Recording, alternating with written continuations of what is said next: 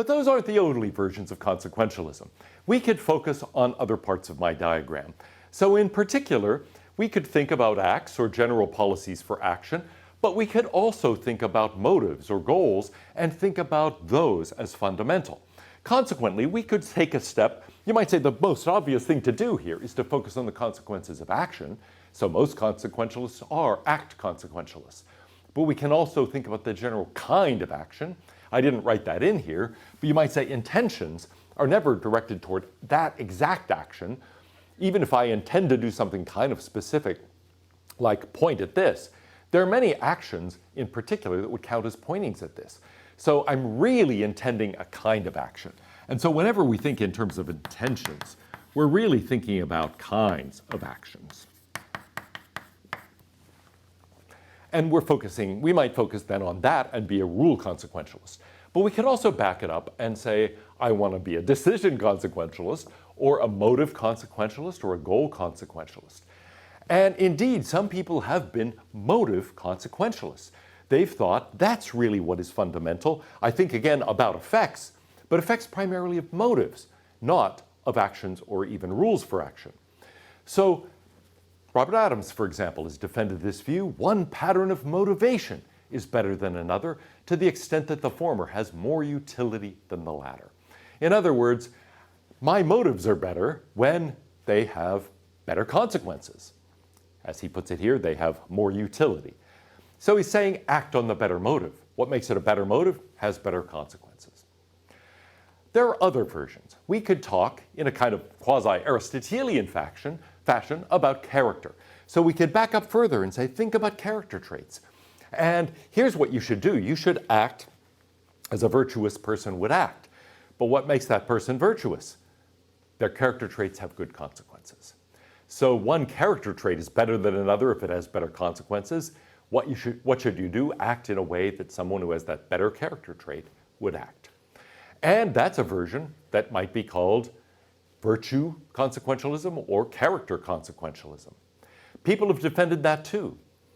R.M. Hare, for example, in his book Moral Thinking, has a sort of two-level theory in which he evaluates character traits in terms of their consequences.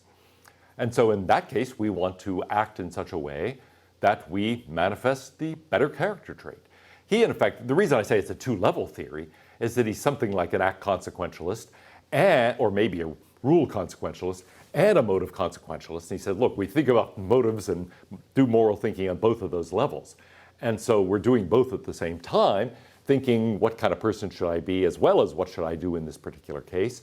And we're balancing out, usually, luckily they agree, but when they don't, then we have hard choices to make.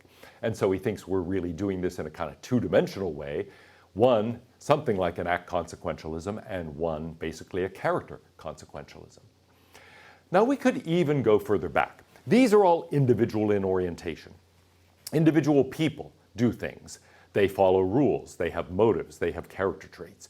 But we could then back up even further and talk about things that involve more than one person. So we could talk about social institutions, for example. We could say, here's what you should do. You should basically do what, well, fulfills your role within a certain kind of social institution. Hey, you're a professor at the university. You should fulfill your role. Do your job is basically the idea behind this form. Well, how do I know that that's the job I should be doing? Answer is, it has the best consequences. So, or maybe it's not really fair to say the job has the best consequences. You're playing your role in an institution that has good consequences. So in general, think what makes an institution better than another? It has better consequences. And then there's going to be certain roles that you play within such institutions. Play your role within that institution. That's a perfectly legitimate, though only recently investigated form of consequentialism. Jeremy Evans is the person I think is most responsible for investigating this. On his view, one institution is better than another if it has better consequences. And you should play an appropriate role in preserving and strengthening good institutions. Play your role, do your job, basically, within a good institution. Do the best you can to preserve it and to make it stronger, to make it even better.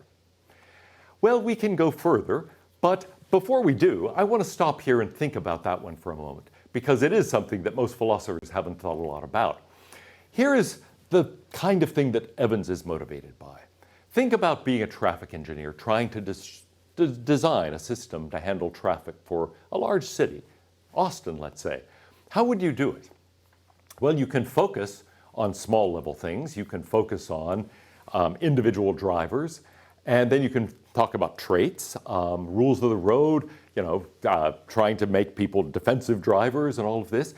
But primarily, your job is to focus on the institution, to think about the design of automobiles, the design of traffic systems, the general design of highways and roads in such a way that they'll fulfill the goals that individual people have. They will get them to where they want to go safely and efficiently. And so at the level of institutions, you're going to be thinking about these large design questions. At the level of character and motives, you'll be thinking about the traits of good drivers, defensive drivers, drivers who have bad traits that cause accidents and who you want to penalize in some way by making them pay higher insurance rates, for example. And then there may well be individual things, traffic laws, as well as individual actions that are judged like traffic tickets. And so we can approach this problem, and do approach this problem, in a variety of different ways at once. But now, if we ask, okay, what makes a traffic law a good law? Evan's point is that really depends on the nature of our traffic system. Should we require that people do this or do that on a limited access highway? Well, it depends how we've designed the roads. What about this? When you are exiting from a highway and going on to another kind of road, do you have the right of way or not? What rule should we adopt?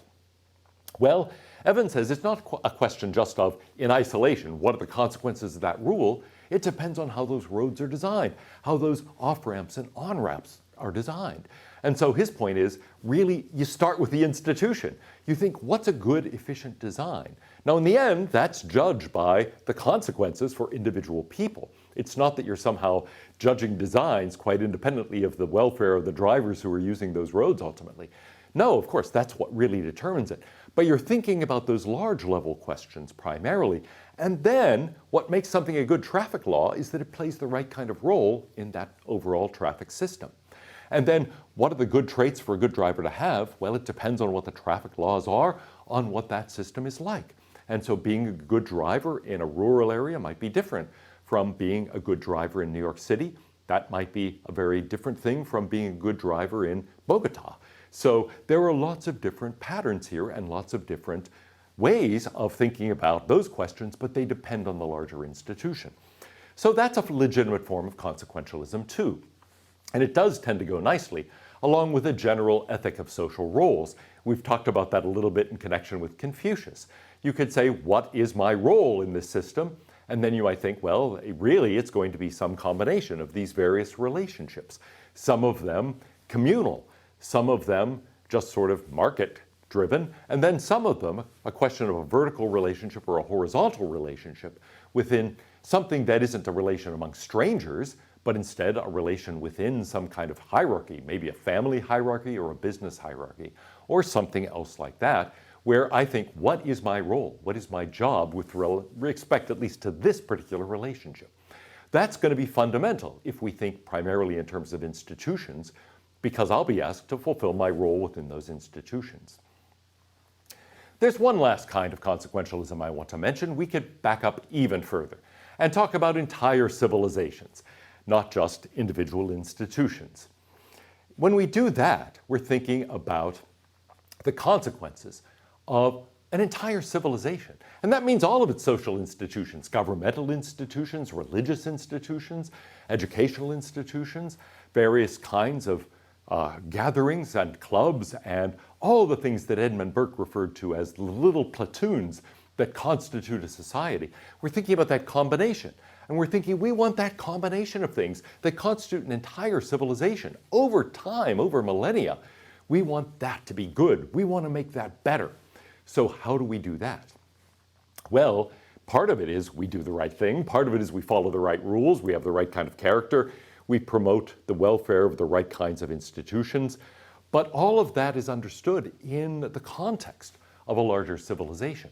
And what our job is ultimately, according to this kind of view, is to promote, preserve, and strengthen the civilization we're part of. I think one person who has had such a view is Rudyard Kipling in his poetry.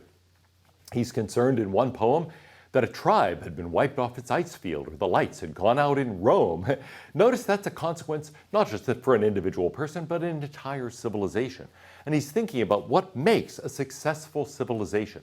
He's worried about the consequences for civilization and the consequences of having a certain kind of civilization. So the general idea there is we should act to preserve and strengthen the institutions that themselves preserve and strengthen a good civilization. And then, of course, the rest follows. We should work to develop the character traits that better enable us to fulfill those roles. We should act in accordance with those character traits. Well, what makes a better civilization better? Again, it's not some abstract thing that's communally defined. Some people have that kind of view. We might have that kind of view. Oh, it's harmony or justice or equality or something at that broad social level. But we don't have to. Somebody who has the view of Evans or the view of Kipling is going to say, no, the measure is still individual welfare, the good for individual human beings. So what makes a civilization better? It's better for the people in it. What makes an institution better? It's better for the people who play roles in it. It's better in general in terms of its consequences. Well, if that's right, we might say, then the aim here of that kind of consequentialism isn't just that my individual action be good or that my rule for action or character trait be good. It's that civilization be good. In fact, as good as possible. So there are many different paths, many different versions of consequentialism, and many different paths to thinking about any individual action or rule or motive or character trait or institution or civilization.